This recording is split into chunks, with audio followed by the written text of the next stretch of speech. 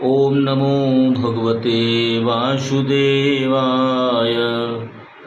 ओम गंगे वासुदेव जनार्दन गंगे गरुड़ध्वजा। ओम नमो भगवते वासुदेवाय। ओम नमो भगवते वासुदेवाय। ओम नमो भगवते वासुदेवाय। ओम नमो भगवते वासुदेवाय। भगवान श्री कृष्ण के जन्म और कर्म दोनों ही दिव्य थे। उन्होंने जब जन्म लिया तब भी संकट की घोर परिस्थितियां थीं और उसके बीच उन्होंने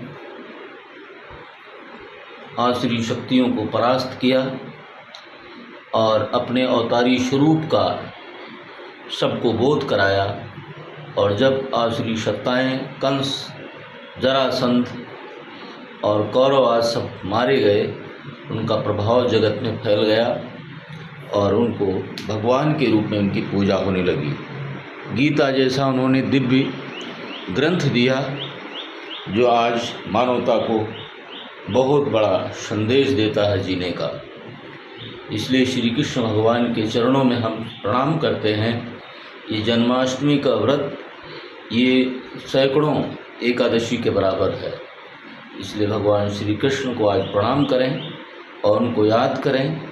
उन्होंने आश्वासन दिया है कि जब जब इस धरती पर अशांति और पाप फैलेगा, अधर्म फैल जाएगा, तब तब मैं जन्म लूँगा। देखिए कितना बड़ा मानवता को विश्वास दिलाया है, जीने की राह सिखाई है।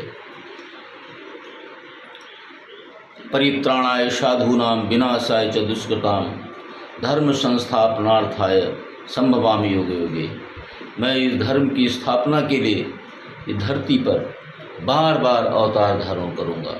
विराट परमात्मा सबके दिलों में विद्यमान है, बैठा है, और जो ज्ञान को प्राप्त कर लेता, विवेक को प्राप्त कर लेता है, वही स्थिर बुद्धि का हो जाता है और बुराइयों को हटाता चला जाता है।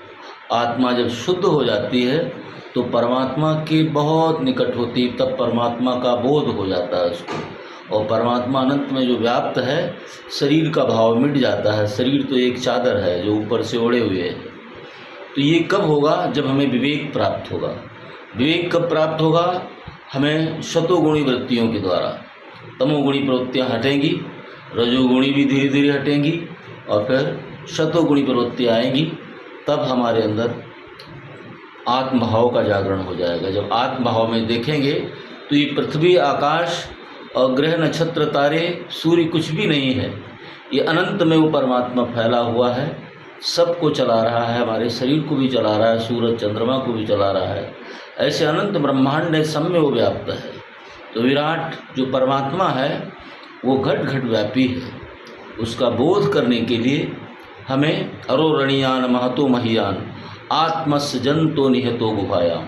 वो परमात्मा प्राणी के हृदय रूपी गुफा में विद्यमान है, सूक्ष्म से भी सूक्ष्म और महान से महान है।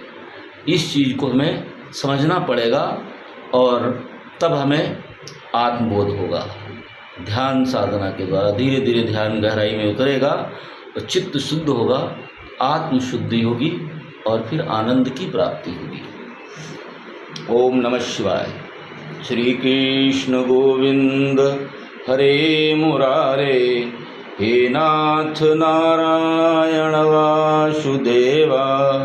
श्री कृष्ण गोविंद हरे मुरारे, हे नाथ नारायण वासुदेवा।